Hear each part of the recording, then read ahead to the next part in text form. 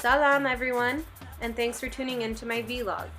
I'm a fourth year student at the University of British Columbia in the Global Resource Systems program. I came to Ethiopia this summer for two reasons. One, I've wanted to come back to the homeland since I left Ghana, when I first experienced the humanity and aliveness of Africa. And two, to work on projects that integrate my two greatest interests, animal welfare and sustainable agriculture. Ethiopia has a critical animal feed situation because of rising input costs for feed production and environmental degradation. Makelle of Tigray does not have so much grass to accommodate all of their thousands of livestock animals. I decided to promote the aeroponic technique for growing green feed. Since Ethiopia has the first amount of livestock animals in Africa, fifth in the world, and lowest average carcass weight per animal in all of sub-Saharan Africa, you can just see for yourself how skinny some of these little guys are.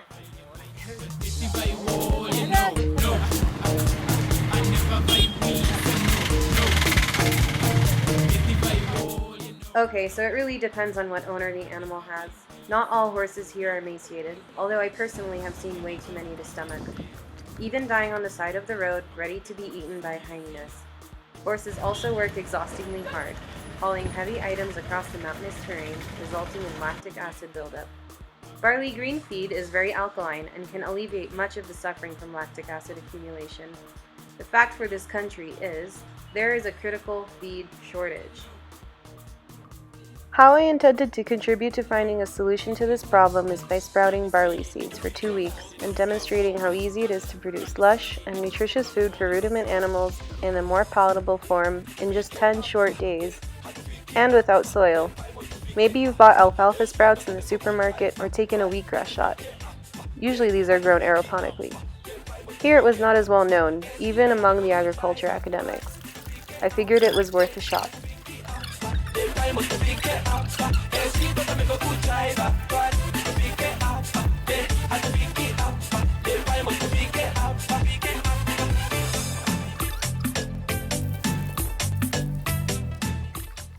More research needs to be done about the nutritive contents and economic feasibility of different sprouted grains. However, many livestock farmers that grow their own hydroponic green feed have noticed some changes in animal performance, especially when replacing a non-grain diet.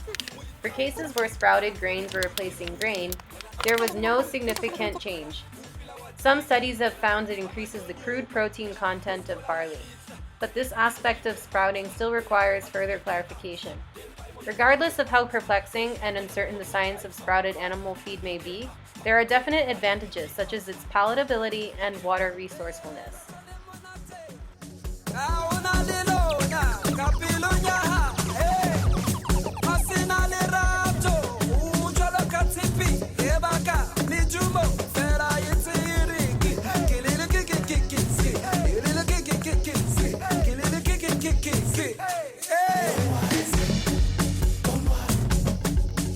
By the way, it's possible for this stuff to grow up to 30 centimeters in just 7 days.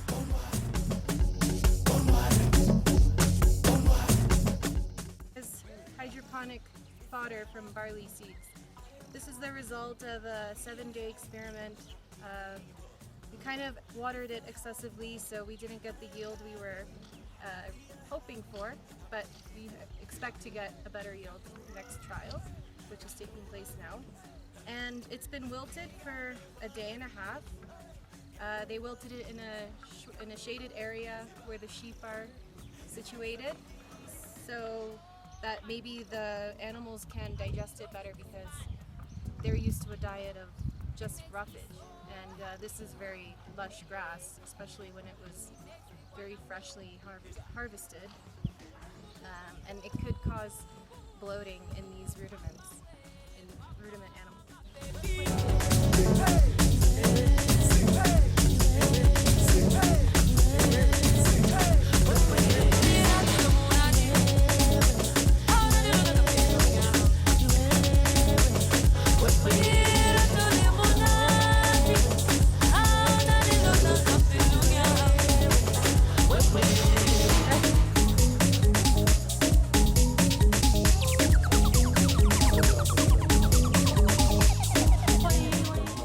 done, I you press just press the the read red. one.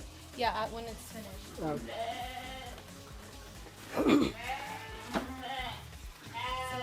we gave 500. Point it at me. Point it at me. No? Okay. Yeah, it's recording. Okay. We gave 500 grams of roughage to the sheep, and we're mixing in the grain feed. It's 100 grams of grain feed, just so that they can get accustomed to the taste.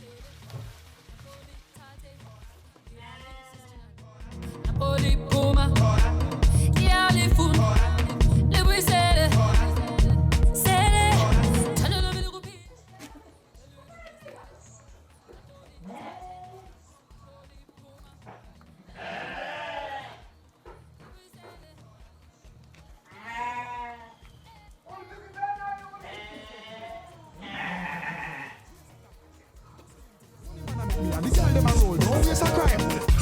Now the one chat enough dog, come round and chat about why him have a bus dog. Laugh we a laugh when they fool them attack, cause a bluff them a bluff dog. Big spliff in my jaw corner, so me have the real. We're changing the approach that we were using for the dairy cows from a little portion like this to seeing it as a big thing of grass like this, and see the difference.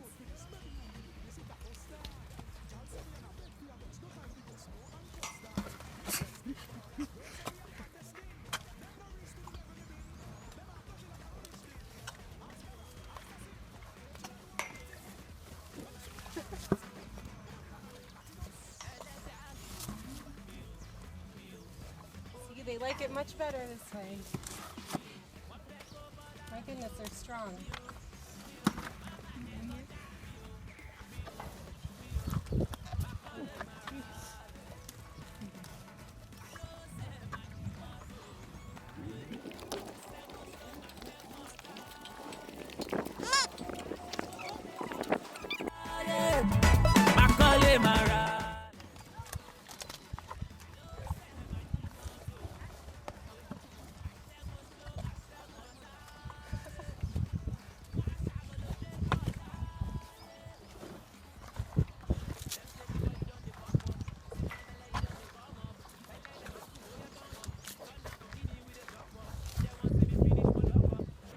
No more for you.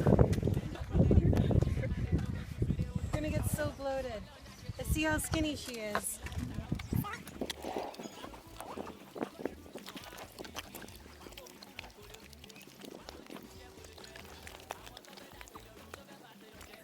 Finished. So why isn't this technique for growing feed more popular in the developing world, specifically Africa? Well, it's already quite prevalent in Asia. I've noticed here in Ethiopia that Ethiopian farmers and non-farmers alike are very resistant to feeding animals human food. Since they have the largest livestock animal population in all of Africa, they need to start giving their livestock human food at some point, just as the rest of the world does. Food scarcity will be an issue regardless, if barley is fed to livestock or not. I believe it's a poverty issue, not a food scarcity issue in most cases. After all, there is surely not enough grass to go around here, so here was my effort to promoting this alternative. This is for people with chalacha, people with kalaka, nandi walanya, nandi kalanya. It go make you feel better. This can take away palaba, this can take away wala.